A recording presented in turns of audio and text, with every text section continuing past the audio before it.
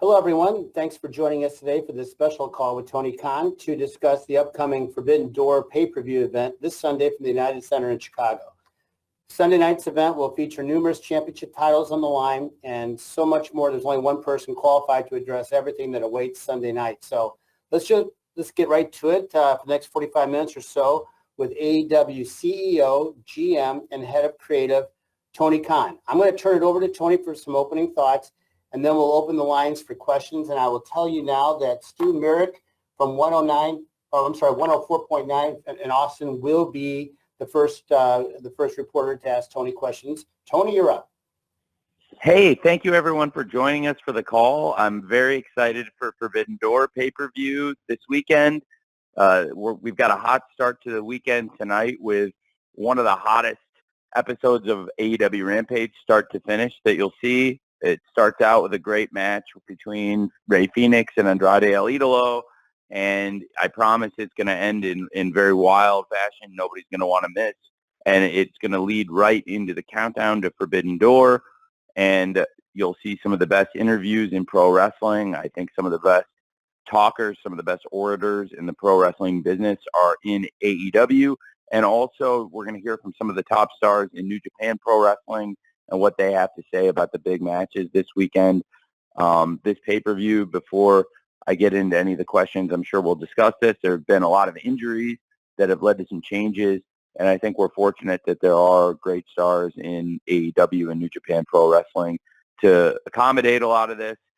There's a lot to look forward to on Sunday's pay-per-view. We'll preview tonight on Rampage and Countdown on TNT.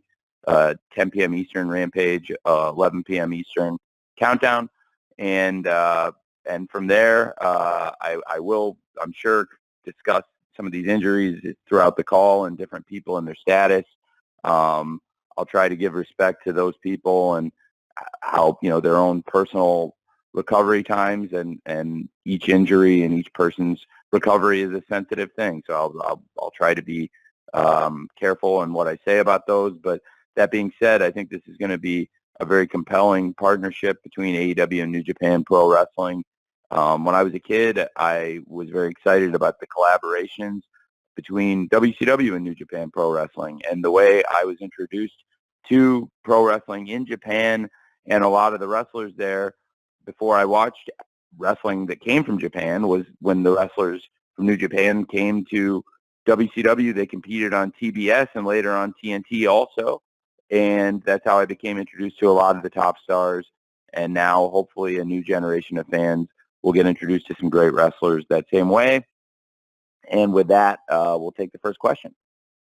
All right, thanks, Tony. So as promised, Stu Merrick from 104.9 in Austin is up, and on deck will be Conor Casey from Comic Book. Stu? Thank you, Tony. Thanks for doing this for us. Looking forward to a great pay-per-view on Sunday. You mentioned the injuries, and I'll let you get into that a little bit. I want to ask, how hard has it been to do the creative to book this card, given the rash of injuries that has happened both in AEW and in New Japan? Well, it's a great question, and I'll take you back to Double or Nothing, and I thought we were coming off a really strong pay-per-view with, I thought, about as good of a third act as you can have, with the final three matches being Anarchy in the Arena and the three-way for the World Tag Team Championship with Jungle Boy and Luchasaurus versus Ricky Starks and Will Hobbs and versus Keith and Swerve, and the world title match, CM Punk versus Hangman Page. And coming out of that pay-per-view, as hot as it was, I got the schedule from New Japan Pro Wrestling, who was going to be available on the dates, and it was already, in my opinion, challenging to book the shows because not all the wrestlers that I wanted to use and all the top New Japan stars were going to be available, and some of them weren't going to be available, as you guys saw from now the last few weeks, until later. So I had to work with the wrestlers and their great top stars that were going to be coming in, and primarily people that I wanted to build TV stories and get in and on TV. Of the people that were available to me early on were Tanahashi and Osprey, who are huge stars who are now in very prominent matches on this card with Tanahashi versus Moxley for the AEW Interim World Championship, and Will Osprey versus Orange Cassidy, which has been planned for a while. So with obviously changes from our original plan of Punk versus Tanahashi and now the plan to crown an interim champion coming in, that was different. But to be honest, I was really excited knowing that, okay, Tanahashi's going to be here, and I really pulled hard to get Osprey in sooner than he might have come otherwise, ahead of Dominion rather than wait till after. And then knowing that we weren't going to have Jay White till 2 weeks out and Okada till a week out and Zack Saber till the week of and so forth, I was like, okay, this is what we'll do with what we and I was so excited about what we had, and a group of people that I would run ideas by or listen to any ideas they have and thoughts I care about that work here. A bunch of people are in my house in LA right after we left Vegas, and we went before the Forum show, and I was running through my ideas and stuff, and everybody was loving it. And it was like Sanjay and Pat Buck and QT and Phil, CM Punk. And I was running around calling stuff, and everyone was like really into it. And by the end of it, stuff that involved, frankly, Punk and Tanahashi and other people, it was very different. And there were a lot of cool things, and I think it could have been really cool. But what he ended up doing, to be honest, to explain it, is with Moxley and Tanahashi, I think it's a story that has years of build. And to be honest, we're very fortunate that it's a match that hadn't happened and that people had wanted to see. And frankly, both wrestlers really wanted to wrestle each other. Mox wanted to wrestle Tanahashi so bad. Last year around All Out, he was building up his Kojima match, and he did more of a promo on Tanahashi than he did on Kojima. And I was like, come on, John. And he ended up having a great match with Kojima. And to be honest, the twist of the Kojima match was not only to have a great match in the All Out pay-per-view that I still think is probably the best thing we've ever done last year on All Out, and that John have a great match, but also the big twist at the end was Suzuki coming in and setting up John's story with Suzuki building to the Grand Slam main event, which is a great match with John and Eddie versus Archer and Suzuki, which is relevant now with Suzuki and Archer and the whole Suzuki Goon thing still being a big part of the AEW. So it's a lot of changes, and I took stuff. Honestly, Tanahashi moved from being what would have been the CM Punk and FTR, and some of the stuff with, probably would have been CM Punk, honestly, instead of Trent in that 6-man tag with CM Punk and FTR versus Will Osprey and Aussie Open, and then stuff would have gone in a very different direction, and Tanahashi would have been adjacent to that, and Mox has a lot happening in the company, and there's a lot of things happening in the Blood and Guts match. No secret is next week, and we'll announce a little stipulation regarding that tonight on Rampage that pertains to Forbidden Door ahead of Blood and Guts. It ties them together a little bit more than they already are, because we know that Bryan Danielson's out, and I'll get to that in a second because I think that deserves its own injury discussion. And so with CM Punk, originally would have been attached to that stuff. Tanahashi would have been in the, with kind of, I think, on TV with him. And it would have made sense built into their match, which would have meant Punk was out there with FTR, which would have meant Will Ospreay and Orange Cassidy. And there was a lot of exciting stuff that could have happened. But instead, it made a lot of sense to take something that had been there for years and is a match people really do want to see. And I have to say, with Mox and Tanahashi, like I was saying, it's with years of anticipation. It's a match John's been chasing for years. And that's why it means so much to be able to do it now. And I don't think anybody in pro wrestling has earned the right to be able to do what they want to do, and has gone through more to get to where they are right now than John, because at this time last year, I never would have thought what the next year would hold. I never would have thought he'd be gone. I never would have thought he'd come back, and then for the way he did, to come back looking so physically different and so much mentally healthier, because I have always loved John and loved working with him, and the person who's come back has been that much better, that much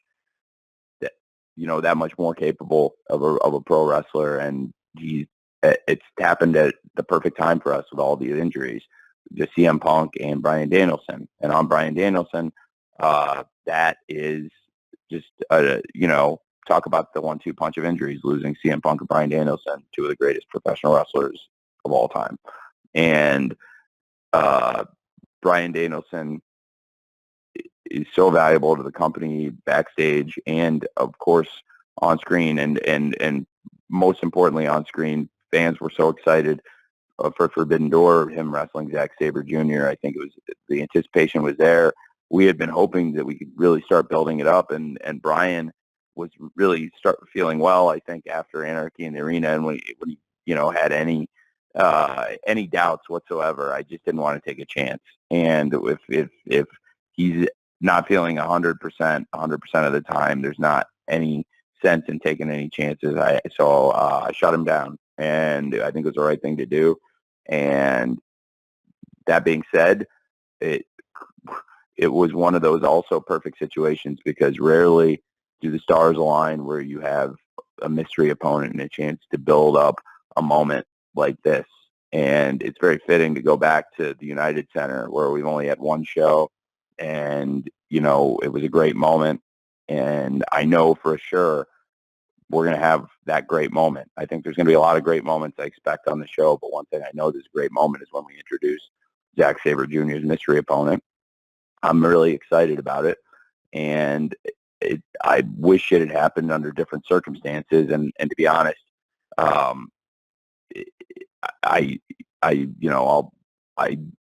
just really can't wait till CM Punk and Bryan Danielson do come back. They're both so valuable to the company, but the circumstances, I can't say I'm disappointed that we have Jon Moxley stepping up, and there's nobody I'd rather see step up, and there's no opponent I'd rather see Jon step into the ring with than the person he wants to wrestle most in the world, which is Tanahashi. And to have it be under these circumstances, where it was supposed to be Punk versus Tanahashi for the world title, now creating an interim world title, and that situation being Jon versus Tanahashi, and putting bigger stakes on something that means so much to both Moxley and Tanahashi. It means that much to me. And also this mystery opponent, I think it's going to be a great moment, and I think it'll be a great match that they will have with Zack Sabre Jr. So I'm very excited for Forbidden Door, and the injuries have changed a lot, and that's only the tip of the iceberg on injuries. Kyle O'Reilly's injury changed a lot of the card. Ishii being out is very unfortunate that he had to forfeit the New Japan tournament that he won. And it's changed a lot, but I think that we're very fortunate that our companies have a lot of great wrestlers that have stepped up to fill these spots, and that there's been a lot of build to the matches that are happening, that like Moxley versus Tanahashi is a great example, that before Forbidden Door ever happened, at the match I think fans have wanted to see. And of course, to get Jericho and Eddie Kingston, anytime you see Jericho and Eddie Kingston in the same place, that's exciting. And ahead of Forbidden Door this weekend, Jericho and Eddie Kingston will both be on Rampage tonight. Eddie Kingston will hear from him, and Jericho's the host of the show, and anytime they're in the same building, things could get crazy. So watch out for that on Rampage ahead of the countdown to Forbidden Door. That is a lot, but there's a lot of injuries, and there's been a lot of things going into the show, so I figured that would come up. So I'm glad you asked it right off the top, Stu. So thanks for that, and that's hopefully the fill on injuries and some of the changes. So that's my long answer. Thanks, Jim. Thanks, dude. Thanks, Tony. Okay, next up is Conor Casey from Comic Book, and Conor will be followed by Jay Shell Nicole from Inclusive Creations. Conor? Great. Hey, Tony. Appreciate you doing this today. Following up on that subject of injuries, obviously your focus is directed fully on this weekend. But in the back of your mind, are you thinking about what a Forbidden Door 2 event looks like with all of your big players being available? Yes, absolutely. I've thought a lot about it. And we've already discussed the possibilities of Forbidden Door 2 based on the success already we've had from this event, selling well over $1 million in tickets. And they're now, because we've opened up some seats with the cool stage we put in, I think we can get more fans in. So there are a few seats left in Chicago, but it was sold out, and we've opened up more seats. But They're going quickly. So I don't know. I think it's been so successful of an event that we have to plan to do it again. I think a sequel is to be expected, and it would be great to get some of those wrestlers back, but who knows? Next year, you can always have people get injured. So to me, what we have right now is so special because there are here's a dilemma in wrestling. I'll give you a thought. There's so many stars in pro wrestling right now, and between the two companies, and it's fascinating. WWE had an interesting approach to it, to be honest. I don't think it's something anybody in AEW besides me has ever entertained, but I see it's not only lucrative business-wise, but there's so many stars in AEW, and frankly, there too, they have people that they thought they had enough people to do 2 nights of a show, and now Wrestle Kingdom's gone to 2 nights. We've never done anything like that, but you all told me that I try to pack a lot in 4 hours and plus in a pay-per-view. So I get there's so many people, it's hard to do. Get all the stars in. What we have is we're very fortunate. I have so many wrestlers in AEW. We'll have no trouble putting on a great show. The harder thing in AEW is honestly getting all the stars in because there's so many great wrestlers here. So the depth is there. This is why we have so many great stars in the company is when you have injuries, people being out. We saw during the pandemic how it pays off to have a deep roster, and the roster is twice as deep now as it was then. And so, and to be honest, probably more than twice as deep. So I think we're really well equipped to deal with it. And now it's come out where the card is something that wrestling fans all over the world are very excited about. And that's why I'm so excited, and I feel pretty good right now, honestly, especially compared to where I did when I talked to Danielson on the weekend and realized we were probably going to make a change, and then I had to start planning that. Now I feel pretty good about where we're at. I think it's all come together pretty great, and I think Rampage tonight will be a great way to go into the pay-per-view, and hopefully we'll do many Forbidden Doors going forward based on the success of this one. Thanks, Connor. Thanks, Connor. Okay, Jay Shell Nicole of Inclusive Creations, you're up next. And Jay Shell, I will follow your question and Tony's response with a write-in from Trevor Robb of Post Media. Jay Shell? Hi, Tony. My name is Jay Shell. I'm representing SE Scoops, Russell Purist, and the Late Night Grin. And I wanted to ask a little bit about the buy-in. At Revolution, there were 3 matches on the buy-in. Is there a reason in particular that you decided to return to the 1 buy-in match instead of keeping the 3-match mold? Well, I actually am going to announce more matches on Rampage tonight. So it's a great question, but I have plans to do a little bit more on Rampage tonight. And so we'll announce a little bit more for the buy-in tonight. I am going to have there won't be a million matches or anything like that, but there'll be a little bit more on the buy-in than what we've already announced. The pay-per-view card is, I think, the 9 matches that people know about right now. And there's 1 match announced for the buy-in, but I will be doing a little bit more as I finalize plans with New Japan, and they'll involve wrestlers from New Japan also. Very good. Thanks, Jay Shell. Okay, here's a question from Trevor Robb of Post Media, and we're going to follow Trevor with Amy Nemedy from WrestleJoy. Tony, Trevor has the following question. Following up on the Canadian press story regarding AEW's plans to come to Canada, I'm curious how Alberta fits into those plans to potentially bring Dynamite/Rampage to Edmonton and Calgary. And as a follow, what is your knowledge of the Alberta wrestling scene, Stampede Wrestling, for instance? Thank you. What a great question. I named some cities, and to be honest, I named cities based on some wrestlers that AEW has stars competing here where they hail from. So, that includes a lot of great wrestlers from around Toronto and Hamilton, and I will get to Alberta here in a second because I have extensive thoughts on it, as you all can imagine.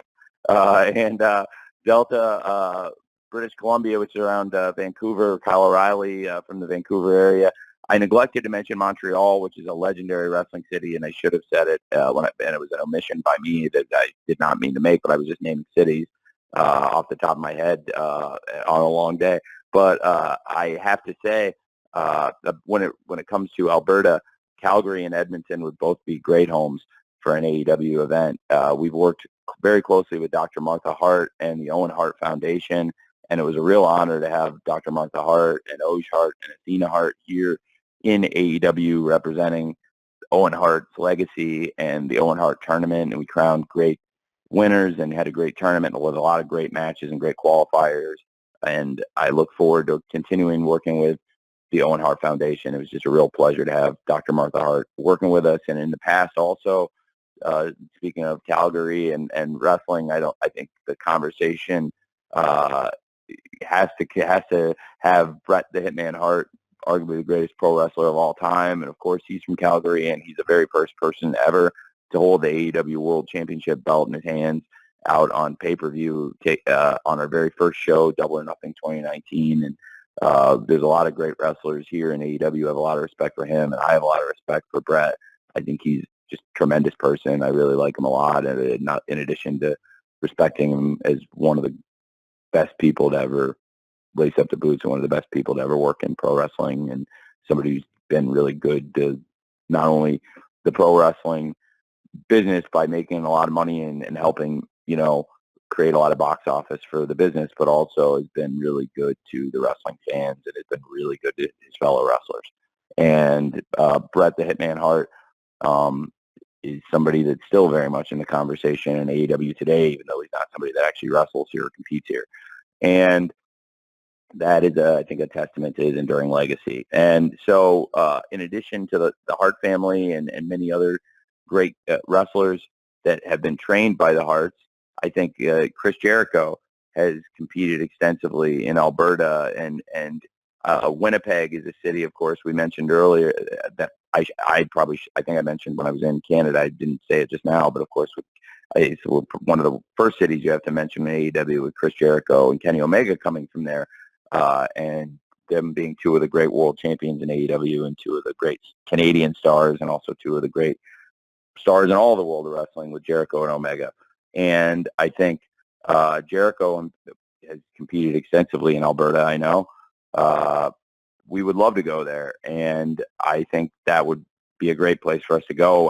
To be honest, I've been writing AEW Dynamite since I was a kid, when I was 12 years old, for fun, and I think I started doing Rampage in 2011, and when I was in my late 20s, still doing this for fun before it became a job that I love doing. And there were many Dynamites in the Saddle Dome in Calgary, and many times went to Edmonton as well. So I would love in real life to do that. That would be great. And I think I mentioned it in my press tour the other day. I think actually specifically that with a great wrestling tradition in Calgary, it would be great. But I'm glad you mentioned Edmonton, because that'd be another great city where I think AEW could potentially draw very well. So thanks for asking. And I think we have a great partnership with TSN in Canada that has given us a lot of visibility in Canada. When I was up there for the first time since before the pandemic, it was really the first time I'd been to Canada since AEW had launched, honestly, because the pandemic hit about 6 months after we started on TV. And I was really impressed how well we'd gotten over in Canada on TSN. So thank you very much for asking. Thank you very much, Trevor. Amy Nemedy from WrestleJoy, you are up next. Niger Chambers from Big Gold Belt Media will follow Amy. Amy, you're up. Hi, Tony. I wanted to talk about Okada's huge AEW debut. It got a huge reaction from the crowd that was there to see it on Dynamite, also on social media. Can you talk a little bit about what the process was like in getting Kazuchika Okada into AEW, as well as setting up this Fatal 4-Way IWGP Championship match? And what was your reaction in the back watching his debut on Dynamite? Well, I was really excited to have him there. It was an honor to meet him in person finally, and it was a huge honor to have him on AEW Dynamite, and for him to be making his debut in what is to some extent an AEW ring, I would say, in our collaboration with New Japan and hosting this event at the United Center. And it was an honor to have him step into an AEW ring, though, for the first time on AEW Dynamite. And that is something that I've been looking forward to for a long time. I have so much respect for Okada, and I've admired him for many, many years. And long before we launched AEW, where I knew I was going to be in the wrestling business, and he's still a relatively young man. It shows what a top prospect at a young age he was, and it's going to be great to see him compete. I think fans all over the world can look forward to that match, seeing Okada in the same ring, wrestling for the IWGP title, trying to win it back this weekend from Jay White, and also having a couple of other great champions from pro wrestling, Adam Cole, who's won titles all over the world and has competed in New Japan Pro Wrestling, and is one of our top stars in AEW, and of course Hangman Adam Page, the former world champion, one of the top stars in AEW, also former world tag team champion here, and somebody who's been a winner in Ring of Honor and also won a lot of matches in New Japan Pro Wrestling himself and dreamed of winning that IWGP title for a long time. Would I have liked to have had all the people involved on TV longer? Yes. That was one of the challenges I knew I was going to face going in. That not honestly, a while back I didn't know that. I was hoping we could get Okada in sooner, but then when I started to get into when people were going to be available and how, planning the TV, I found out he wasn't coming till the week before, and I had to deal with it, and I've had to deal with it. So I honestly would have loved to have had him here sooner, but it was great to have him when he came. And talk about coming at the right time, because we could use him, and we had a lot of people out, and it was a night where Bryan Danielson delivered good news and bad news. The bad news being that he's not going to be able to wrestle in Blood and Guts and Forbidden Door, but the good news being that there is somebody coming that is going to be a very, very, very qualified replacement, and there are very few people that people would want to see step into Bryan Danielson's shoes and wrestle against Zack Saber Jr. on Sunday night at Forbidden Door and fight against Chris Jericho and those sports entertainers on Wednesday night in the Blood and Guts. But there is one person out there that we were able to get to come, and I'm really excited for it. So now it was a night where I think there were going to be people who wanted to see what was going to happen going into Forbidden Door, and so I was glad we were able to get him here when we did, and he's one of the best wrestlers in the world, and a lot of the best wrestlers in the world are going to be on this pay-per-view, which is the story of the show. I don't think the story should be that, some of the best wrestlers are out, because what's crazy is how many wrestlers are in and what this show is, and hopefully in the future it can build to more great shows, but it's all going to start with this one. History is going to be made at the United Center. Okada is there to be a huge part of it, and now there's a cloud of mystery over the event too, which is exciting, and I loved having him there. He, for fun, he must have told me 17 times he's a Manchester City fan. And so I by now I get it. Okada, you like Manchester City, but I'm excited about Fulham in the Premier League. He's great, and I really like hanging out with him. And I know I'll be talking to him around when Fulham plays Man City, which is a tough game. I think that's the toughest game in the business, honestly. So. He'll be letting me know what he thinks about that one. So I hope Fulham can get a good result there. But I always want Fulham to get a good result. But that's one where now I'd love to have some bragging rights with Okada, especially against arguably the best football club in the world. So it was great to have him here. I would have loved to have had him sooner, I guess, is one of my thoughts. But to be honest, we're fortunate to have him at all. He's probably on the Mount Rushmore of the best wrestlers on the planet, and he's a special person too. I like him a lot now that I've gotten to know him. Thanks for asking. Thanks, Andy. Niger Chambers from Big Gold Belt Media, you are up next, and I will follow Niger with a question on the write-ins from Kenny McIntosh from Inside the Ropes. Niger? Hey, Tony, how's it going today? Good. Thanks for asking. How are you? Good. So I wanted to know, how was the preparation going into this event, and was it, any different from any, standard AEW pay-per-view? And this is in regards to, withholding New Japan Pro Wrestling traditions and whatnot. And then also Sure. quickly, just to add to that, did you ever consider possibly a global press conference, sort of a simulcasting of that across the pond, something that seems to be, fitting for such a big event? I'm excited to talk to all of you from around the world, and I think, and hopefully, something like that would be possible. I'm on site in Chicago now, and I think people are traveling in for the event. But I was excited to engage with all of you today to discuss that. And so it's a good question. I think I don't want to rehash and give. It's funny because everyone's on mute, but I'm trying to imagine all your reactions, and I hope I'm popping you.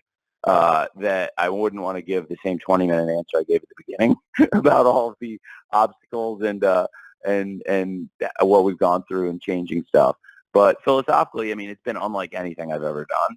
I've imagined what it would be like collaborating. I've had smidgens of it, never on a whole show. This is like having, have had a bite of pie before and then going out and eating an entire pie. And the bite of pie was delicious, and an entire pie is delicious too. But you got to be careful how you eat it, and not all at once. And I think for me, that's been planning it out, and it's been the amount of work that's gone into this event and the logistics and changes we've had to make. It's been a lot, but I have a lot of respect for Ghetto, and Rocky Romero has been an amazing intermediary working between us. And the three of us have a good thing going, I think. That being said, it's been unlike anything I've ever done. I have worked with them before for about over a year now, since around when Yuji Nagata came in and wrestled on Dynamite, and we started doing things together more. And Rocky came in, and I reunited Roppongi Vice, as I made very clear in a promo I did around that time.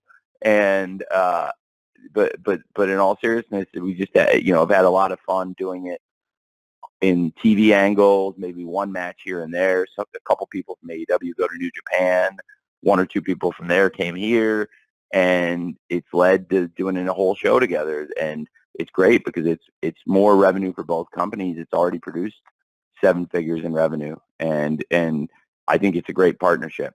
And it has had a lot of challenges. I've done stuff like this with them a little bit, and with AAA, for example. When we first launched, when we launched, there are no championships yet. We hadn't crowned champions. We just started up.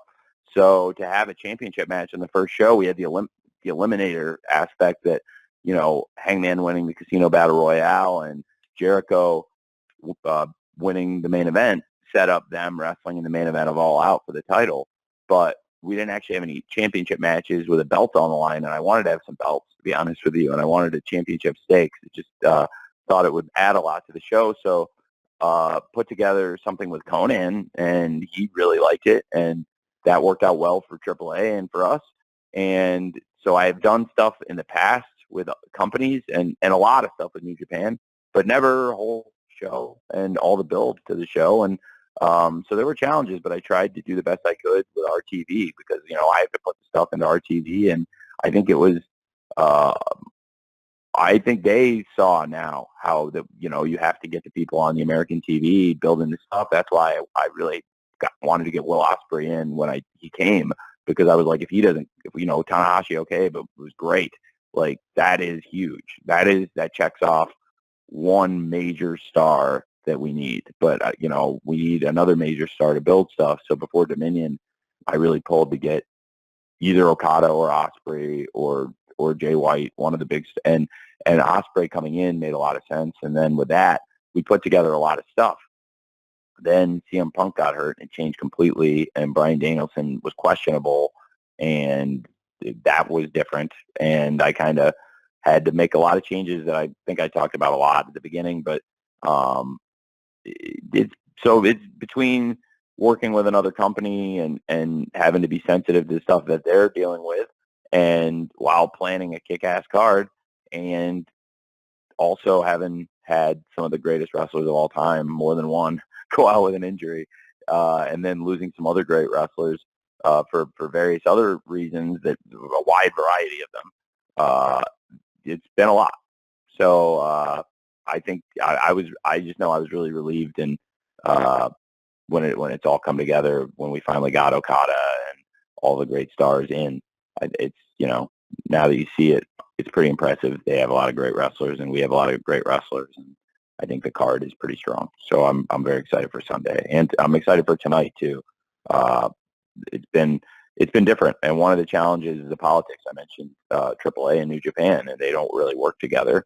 So tonight on Rampage, you're going to see one of the best TV matches out there, and it's a pay-per-view quality match, but because of the politics of pro wrestling, it didn't make sense for this pay-per-view necessarily, but that's okay. And I like everyone involved, and even if they don't work with each other, and so they're all cool with me.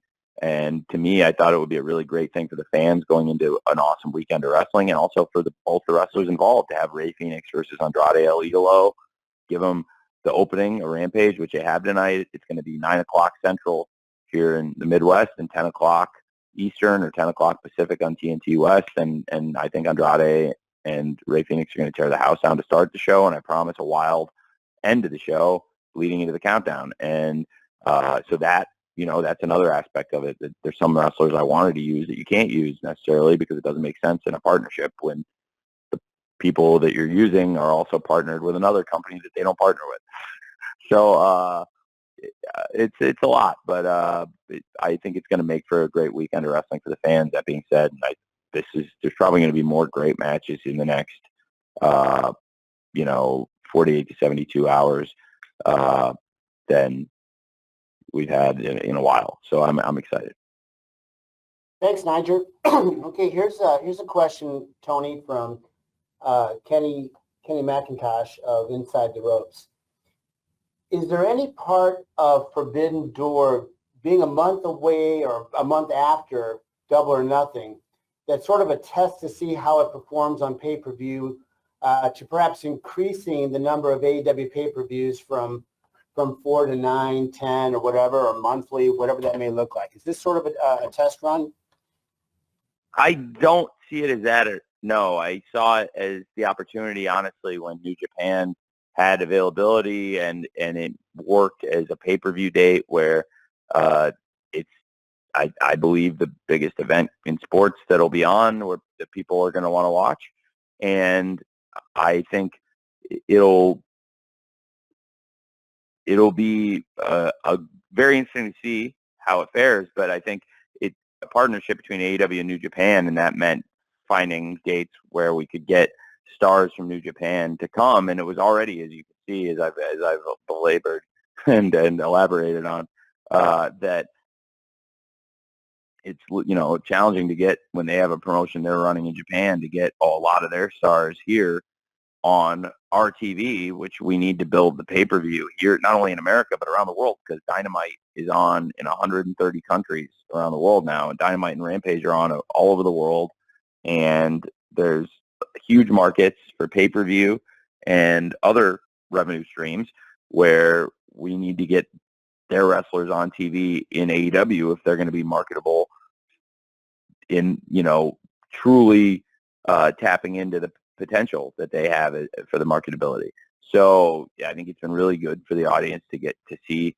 Tanahashi in a great main event here and get to see what a big deal he is and hear the great JR putting over how big of a deal it is to have Tanahashi on our TV in these weeks, and then to give the same credibility to Okada, Will Osprey. Will Osprey's been here for a few weeks and has also been involved in 3 great matches. And that is not a coincidence because Will Osprey has great matches. I first met him in 2018 when I was living in England. It's the first time I met Will Osprey and Zack Saber. And I have tons of respect for both of them. And Zack Saber, of course, hasn't actually wrestled. His first appearance was this week. He just got here. But Will Osprey's been on our TV for a few weeks now. He's been having tremendous matches, and it's a testament to him and what a great wrestler he is and now what a great champion he is. And one of the biggest draws in AEW and one of the definitely the most underrated grapplers is Orange Cassidy. And I know there'll be tons of eyeballs on that match. And Orange Cassidy's a huge star for AEW, and he he doesn't get excited about many things, but to be honest, he does get excited about New Japan Pro Wrestling, or as excited as Orange Cassidy can get. And he would be a great U.S. champion for New Japan Pro Wrestling. And as you've seen with Jon Moxley and Lance Archer and others from AEW carrying titles in New Japan, that's something I am open to. So I think he would be a great champion for them, and I think that Will Osprey versus Orange Cassidy could tear the house down. And so yeah, it's not an AEW exactly. It's not exactly like a regular AEW pay-per-view here. It is an AEW show, but it's not at the same time, because we have New Japan is so prominently involved, and it's a collaboration, and in doing so, I think this was a date that worked for them, but also where I thought it was far enough out from Double or Nothing where it could make sense on the pay-per-view calendar. And now also you have to remember, I'm also in the pay-per-view business with Ring of Honor, and that's another consideration. But for AEW, we built up 4 great events that all have had not only great audience, but have grown year over year. All 4 of them have grown year over year every single time. That is one of the best streaks we have going in AEW. Probably the single greatest streak is every pay-per-view has grown year over year. It'll be a challenge all out, and I really believe we can do it. And it's all building to that, to the biggest card we can do, because the biggest card we ever did, the biggest payday we've ever had, the biggest day for our company ever was All Out 2021. And I think to keep the streak going, that means we have to top that. And this show is a huge, huge milestone, because it's the first new event we've created in years on pay-per-view. I've not tried to oversaturate that market, but it was something the fans called for. I never wanted to do a pay-per-view and have people not excited for it. This was something the fans for years had called for. And when we said we had a big announcement, the fans were calling for this. This is one of the announcements that they really wanted to see. I think this was something on the list of dream announcements. Certainly if there was a top 5 or a top 4 Mount Rushmore, as we say, then this would have been on them. This is something fans for a long time have been calling for, a partnership between AEW and New Japan on a pay-per-view, which is now this Sunday. It's finally happening just over 48 hours from this phone call here in Chicago, Forbidden Door. Thank you, Kenny, for your write-in. I have another write-in from Lucas Charpiot from VL Media in France. And after you answer Lucas, I'd like to make sure that Sean Radican from Pro Wrestling Torch will be ready. Tony, here's Lucas's question. On Sunday, AEW will crown an interim AEW World Champion due to CM Punk's injury, which was announced a few weeks ago. Could you tell us the reason behind your choice of crowning an interim champion instead of vacating Punk's title? We'll use the interim championship in the past to create a unification match, and we've had exciting results in the past, and I think it's how other major sports have designed their championship to be defended in these cases where the champion is not able to come in and fight right away. So in boxing and UFC, I've seen great champions, with injuries or situations where they couldn't get to the fight, so they crowned an interim champion, and it's been very effective, and it's been effective for AEW too. And I think it's an opportunity to have a great championship match and set up a unification fight where the winner of Tanahashi versus Moxley can then go on and have a match versus CM Punk, and either way would be a great dream match.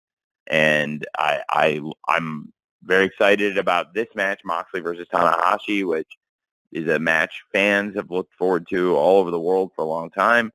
But I think, then to have on top of that 2 great possibilities, 2 dream matches that we could look forward to where CM Punk wrestles in a unification match, I think that's really exciting. Lucas, we appreciate the question. Sean Radican from Pro Wrestling Torch is up next. Sean will be followed by Mike Johnson from PW Insider. Sean? Hey, Tony. How you doing? Good, Sean. How are you, man? Good. I had a question.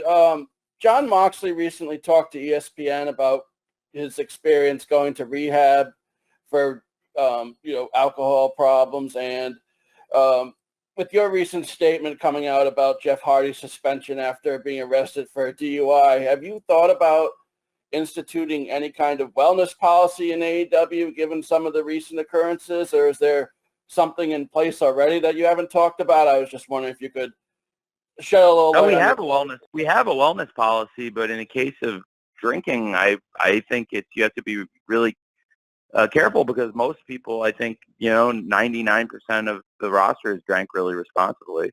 And I think most people drink really responsibly, as you see from advertisements on TV and billboards. That's the number one thing they ask, is that people do drink responsibly. It's on the bottom of the ad. But no, I haven't thought about that. We have a wellness policy. And as far as testing for alcohol after the shows, I think a lot of people would drink alcohol after the show's over, and I don't have a policy about that. I think other than we ask people to be safe and responsible, and to be honest with you, I think they're totally different things, and I think it's comparing apples and oranges when you mention the two things like they're the same thing. And I think that one person realized, and that's why I handled them completely differently, Sean. And they're completely different things. And so we have a wellness policy in place, and it covers these things. But that's why we're here to support somebody when they come to me and they say, we have a problem. And in John's case, he went straight to it and jumped on it and checked himself into rehab because he had a problem. And John could not have been more responsible in what he did. And we could not have been more supportive or there for him. I love him so much, and having him back here and fighting on this pay-per-view and looking the way he does, and having his family healthy and happy and where he's at, and the fact that now he gets the big match with Tanahashi he's wanted for years. It's like a fairy tale. With Jeff, it's totally different. And the way it went down is totally different. And that's why the statements and the way we handled the two things are completely different. And so in this case, I just don't think there's any comparison for the two, to be honest with you. So I wouldn't want to comment anymore on it. Thanks, Sean. Thanks, Sean. As promised, Mike Johnson from PW Insider is up next. Mike will be followed by Brandon Thurston. Can I go back, Jim? Is that okay? Thanks. Jeff is doing much better. And I think, as I understand, Jeff's in treatment, and I don't want to say too much about what's going on because it's his business, but I'm here for him for whatever he needs. I'm really glad nobody got hurt. But what Jeff did going out and driving is totally different from the other thing, and I just don't like hearing the two of them compared, if that makes sense. And I feel like I'd be remiss if I didn't give Jeff a lot of credit for now doing the right thing. And this is how he said, Jeff's got to do the right thing. And if he wants to stay with AEW, because it's last chance saloon, man. And, it's totally different. John didn't put anybody at risk like that. He wasn't out drinking and driving, and I've never seen any evidence of anything like that. And certainly it was the way it went down was totally different. So that's why I didn't like hearing it compared. But I will say Jeff is in treatment and doing better. And I talked to Matt about it the other day, and we'll be here and we'll support him for what he needs. And this is what he had to do. He had to go to treatment to get us to keep supporting him at this point. And we are. So I'm glad you asked, but at the same time, I'm glad to give an update on Jeff, but I just think it's such a different situation that I don't want to, compare the two, if that makes sense. So thanks. Sorry about that, Jim. Thanks. No, that was a good follow-up, Tony. Mike Johnson from PW Insider is next. Brandon Thurston will follow Mike. Brandon is with WrestleNomics. Mike? Hey, Tony, how are you? Hey, I'm well. How are you, man? I'm hanging in there. Everyone knows you're a stats guy. You've got a stats company. You're big on stats, the wins and losses. I'm curious, and I don't know if you have any hard data yet, given all the variables and all the new talents who are involved in Forbidden Door, how has this pay-per-view tracked in terms of advanced buys and in terms of advanced retention with the audience compared to some of the other Cornerstone AEW shows? Do you see a difference with the different variables? Well, most of the stuff is within 48 hours. So we're not yet within 48 hours of the pay-per-view. So it starts to get really predictive here in the next couple days. So there's there's limited information 72 hours out. But that being said, those are the hardcore buyers, and we've tracked really well with the hardcore buyers, which is kind of what I expected. I think this pay-per-view is for all wrestling fans. Like I said, Mike, and I've known you since I was very young, and it's crazy to think that like the 90s were that long ago, but really, 27 years ago, I remember I talked to you about Starrcade 95, and that was a big show, and a lot of great wrestlers who are relevant to this day were on Starrcade 95. And on the WCW side and also on the New Japan side, there really hasn't been a collaboration like this probably since then with this many wrestlers from a company coming over. That was a cool show. And then you also had the shows that were probably a little bit closer to what we're doing, which were the collaboration shows like at the Tokyo Dome with Flair versus Fujinami, with Hase and Sasaki versus the Steiners, and great matches like that, and many of the great stars of WCW versus many of the great stars in Japan.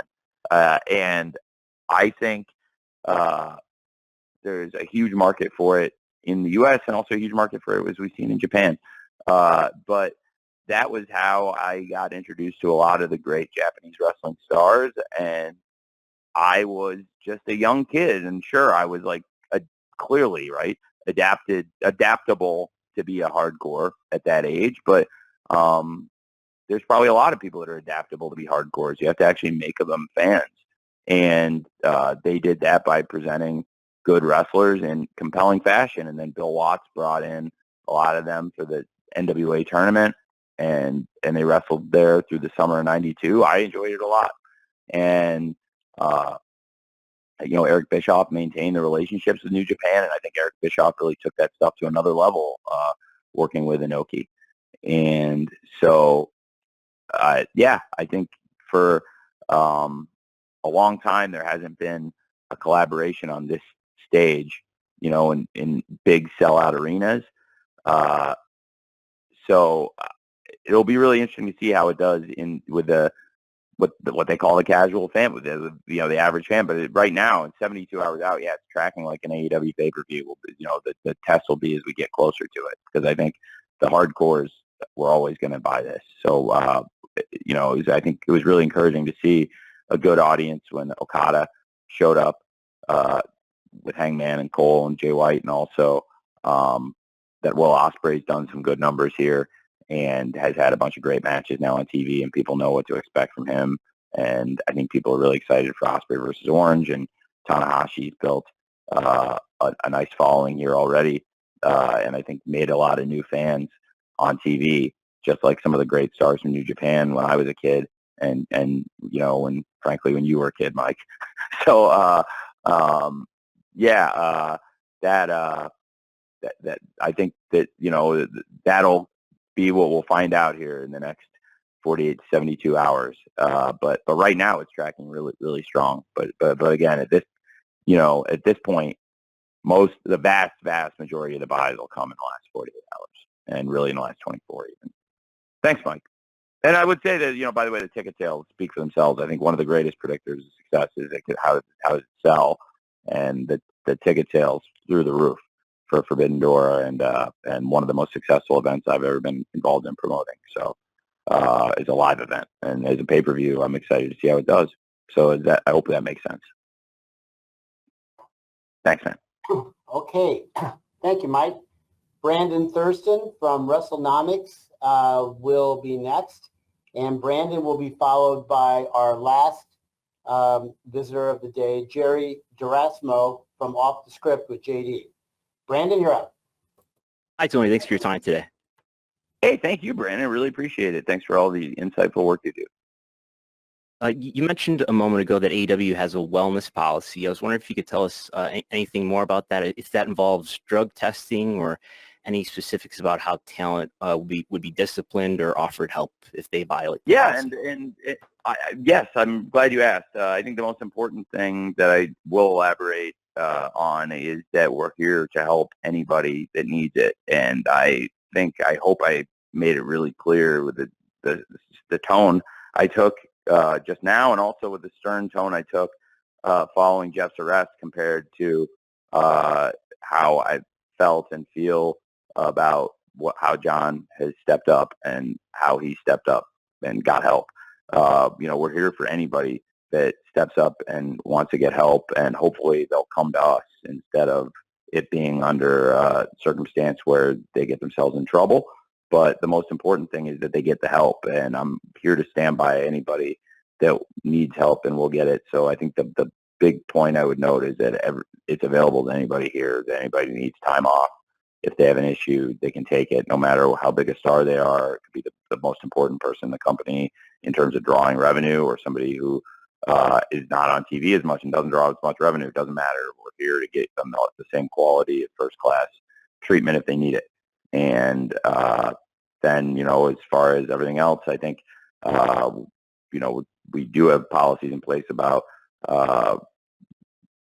making sure people come in and come show up and show up to work in the condition to work, and that's the most important thing. And then, yes, there's a testing policy, and in particular, really, I just want to stress that we are here to offer help to anybody that needs it, but that like I said, hopefully they would come to us and not get in trouble and then come to us. Thank you, Brandon. Thanks. And last but not least, Jerry Gerasimo from Off the Script with JD. Jerry, you're taking us home.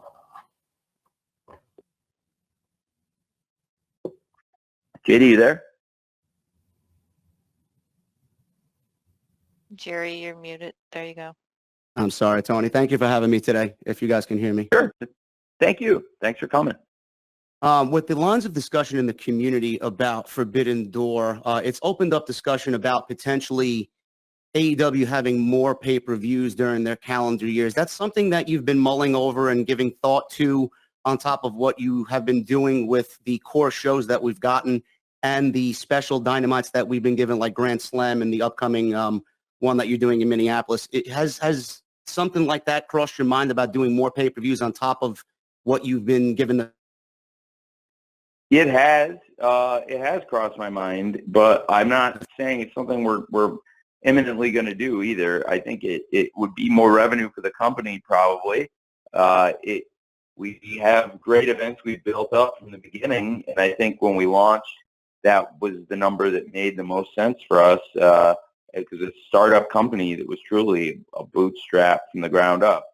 And now the company has become something of a global powerhouse, available in 130 countries and with a big following. And it took years for us to get to where we were number one on cable, and now we've done it many times, and we did it again this week. And it's still a big milestone every time we do it. And it was when we had Blood and Guts last year, very fitting as we approach Blood and Guts next Wednesday. And I think there is definitely the star power in AEW to support more events. They would produce more revenue for the company. It's something to consider, but it's not something I've eminently planned to get into either. Thanks, Jerry. But it's a good question. And thank you, Tony. Thanks. And thanks, everyone. We're now at the end of our time. So per our custom, we're going to be distributing an audio recording to all attendees shortly. And again, thanks for being part of today's call. And as always, AEW sends our sincere appreciation to all of you for your continued commitment to wrestling and certainly your interest in AEW. So we hope to see you in person on Sunday in Chicago. If not, we trust you'll be tuning in. So best to everyone, and hope you have a great day and an excellent weekend, capped on Sunday night with Forbidden Door. See you soon. Bye. Thanks, everyone.